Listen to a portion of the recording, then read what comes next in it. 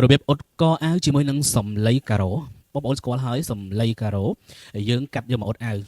តែនៅខាងនេះគឺយើងកាត់សំឡីការ៉ូទៅទាំង4លេខប្រវែងមកធ្មេញឈើរបស់វាពុំមានការកាត់ទៅតាមរូបរាងកជាកបេះដូងឬក៏កអប្សរាហើយយើងអត់កាត់ទៅតាម follow ទៅតាមកនោះទេសំឡីគឺយើងកាត់4ជ្រុងតែម្ដងទៅទាំង4លេខប្រវែងគឺថ្មធ្មេញឈើពោះម៉ូតកណាក៏យើងអាចអ៊ុតបានដែរគ្រាន់តែផ្ទាំងខាងក្រោយគឺយើងអ៊ុតទៅលើតុអ៊ុតហើយផ្ទាំងខាងមុខយើងអ៊ុតទៅលើម៉ានីកាំងឬក៏អ៊ុតទៅលើតុអ៊ុតដៃអាវជាដើមអញ្ចឹងដូចសលេងដែលខ្ញុំបានបង្ហាញអញ្ចឹងគឺត្រង់ធ្លូតែម្ដងប៉ុន្តែយើងអាចអ៊ុតទៅតាមរបៀបកដែលយើងបាន set up ទុកឬក៏បានសេរីទុកតែម្ដងមិនថាកយ៉ាងណាកត្រង់ឬក៏កបេះដូងឬក៏កស្រួចបងប្អូនមើលតាមក្នុងរូបនេះបើបងប្អូនយល់ថាការអ៊ុតនេះស្រួលក៏យកទៅបើបងប្អូនគិតថា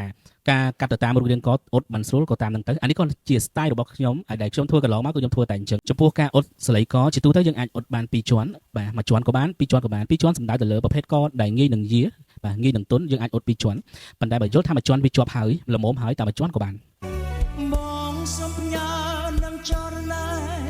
ពីមួយយ៉ាងខ្លីគឺជាសេចក្តីស្នេហា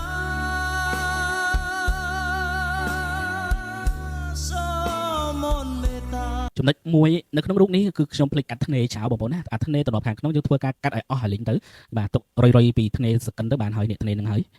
ម្ដងទៀតនេះគឺជា style របៀបខាងខ្ញុំមិនតម្រូវឲ្យបងប្អូនធ្វើតាមឬក៏យ៉ាងណាគ្រាន់តែគិតថាបើវាជាការងាយស្រួលសម្រាប់បងប្អូនអាចយកតាមបានព្រោះការអ៊ុតសលេងកនេះពុំដូចគ្នានោះទេបាទបងប្អូនផ្សេងគាត់អ៊ុតរបៀបគាត់ហើយចំណែកខ្ញុំអ៊ុតរបៀបខ្ញុំអរគុណ